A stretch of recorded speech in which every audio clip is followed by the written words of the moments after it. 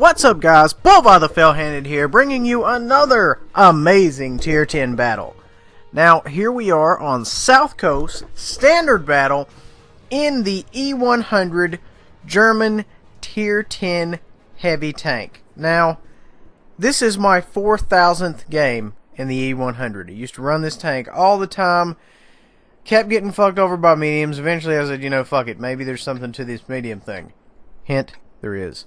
So, the crew I used to have in this tank has like 22 perks or 21 perks working on 22 or something. It's got a shit ton.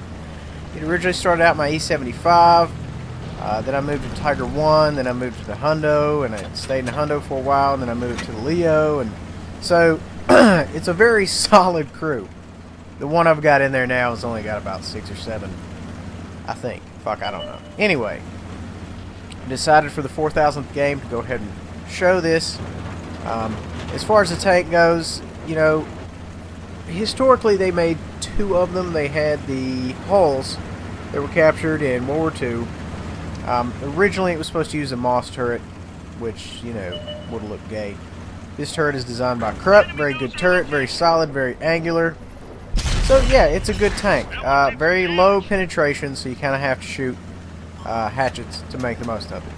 Other than that, you know, it's a good tank. You angle it up, motherfucker's damn near invincible. So, 4,000th game in my E-100 Greta. Solid fucking tank, 2,700 HP, excellent armor, 50 rounds. You know, you couldn't shoot this many fucking rounds.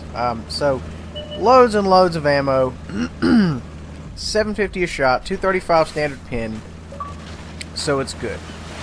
The only downside of shooting hatchets is that heat kind of takes a dump when you've got angled armor. So if you hit anything angled with a hatchet, with heat specifically, it's, you know, it's kind of going to bounce. So what are you going to do? So the idea is here, I want to go up here and side scrape on this corner. Okay, so the thing here is, if you've got this thing in the middle of a field, there's a good chance you're going to get fucked up. You kind of want to keep this thing urban, within cover. That way you can kind of make the most of it. I have been in the middle of a field and angled up, and you do really well. So, it's very situational. You know, another reason I don't run heavies is you've got us here on the left flank. Let's say, for example, I don't know, 10 fucking tanks come down here. Well, you're stuck. Once you go to a flank in a heavy, you're committed. The fucking thing weighs 150 tons. You can't exactly put the bitch in reverse and back the fuck out. You're fucked. You are committed. You are stuck. So, the mediums kind of offer that flexibility that the heavies do not have. But at any rate, you know, we're here. We've got the homies. We've got a hearse. We've got Dano in his fucking E-100. So, we're okay. We're doing fine. And this is what you want to look at if you're side scraping or hold down. You want to just barely have enough gun over the edge there to shoot the motherfucker. That's what you're looking for. And, you know, I got 41 million in my garage, my bank account, so I'm shooting fucking straight hatchets. I could give a fuck. You know, just trying to get it out there, just trying to do some damage. This tank has a very unique RNG. It just kind of sends that fucking shell anywhere it wants. So, it's not a long dick tank. If you ever see a Hundo camping, you know, sitting with the TDs, long range, they're doing it wrong. Okay, Hundo is an up in the mouth, you know, fucking just pistol whipping to the side of the head type tank. It's got to be up there. It's got to be involved. It's up in the grind, you know. So it's got to be in your mouth, essentially. Just call it E-100 the dentist, because that's where it's got to fucking be. Now, we're not really encountering a lot of resistance here on the left flank for some reason. It looks like they mainly went down all right, and it looks like they've pretty much rolled over it by now. As you can see, they're down there about at our cap. They're running down the 0 line. So, you know, shit is going south for us on that flank. But you know what? The hers and the 2 Hundos went the opposite flank. So it's you know, it's with Jesus. I mean, there's not a lot you can do about it. Just trying to come up here, get some shots. Put one in this TD. He is not crazy about it. Go ahead and move up. Trying to use some of these buildings for cover. You don't really want to count on destructible buildings a lot. I mean, I know sometimes you've got to use them for cover, but most of the time try to hide behind rocks and something that cannot be destroyed, and then you'll stay there all fucking day. That's kind of how that goes. So, you know, the game is not really going in our favor at this point. You can kind of see we're in trouble. They've got us outnumbered. You know, in this situation, we've got, you know, guys all over the place. Just put one down right there. But as you can see, I've got guys directly to my 12. I've also got guys to my 6. I've got guys to my fucking 4 o'clock. So, you know, I've kind of got a lot going on all over.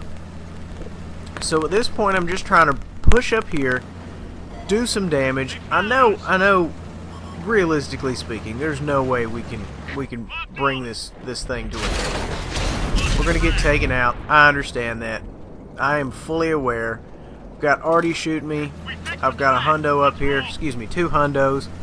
And you know, I said, hey, let me go up here and engage them. Let me see if I've got a little bit of the old skill. I mean, it's 4,000 games for fuck's sake. You think I'd be able to remember something. But I literally do not run heavy tanks at all anymore. I'm not about that life. Go ahead and put one in him. In his truck, unfortunately. The other one comes. I angled up. He bounces. And now the other one's coming to take his shot. So I'm trying to angle up, move back and forth, and that's pretty much what you want to do. You want to get it at a good solid angle. I would recommend Armor Inspector if you're unfamiliar with how you need to angle. He's coming up to take another shot in me. Go ahead, angle up. He bounces again. And now the other one's coming up to take his shot. So essentially they're just taking turns with me. Try to angle up, bounce that one, and drop back and put a round in him, which of course tracks him, pisses me off. This guy right here is kind of caught on by driving around behind me. So now the other guy's coming, and I know I'm in trouble at this point because this one guy's already gotten too far out. And I was aiming for his mantlet, had a little bit of trigger lag. Let's blame it on that, and missed. Now the other hundo, if he was smart, should have came around behind me. I mean, granted, you know, at that point it was moot. You know, they could have spammed high X at me and killed me. So here we have Whiskey Abuser, also known as Dano. Engine damage, track damage, trying to hold it down. It's not looking good for him. He's got flankers moving right now. Artie ends up killing him. It's a bad situation all around. You know, we just kind of got on the shit end of the stick of that game. 5 crits, 5 pins, 1 kill. Not astounding by any means, you know. It's pretty astounding if you consider how long it's been since I ran a heavy. You know, it's been a while. It's not a perfect game, but you know what? It's the 4,000th game. I figured that was good enough to get put out there. So, yeah, thanks for watching, guys. Remember to subscribe. 100th subscriber gets a free sandwich. And also, I would like to give a shout out to the Pink Walrus. You know, he sent me a message. He's like, listen, I watch your shit. It's fucking hilarious. You know, and that's my thing. You know, Quickie Baby and Jingles, they have their very factual, dry, historic, everything. I'm trying to go a different way with mine. Kind of make mine humorous, because there's nobody out there doing that. And I'm not even shooting for humorous. I'm just telling the shit like it is. So anyway, if you don't like it, go fuck yourself. If you do, subscribe, and we'll have fun. Thanks for watching, guys.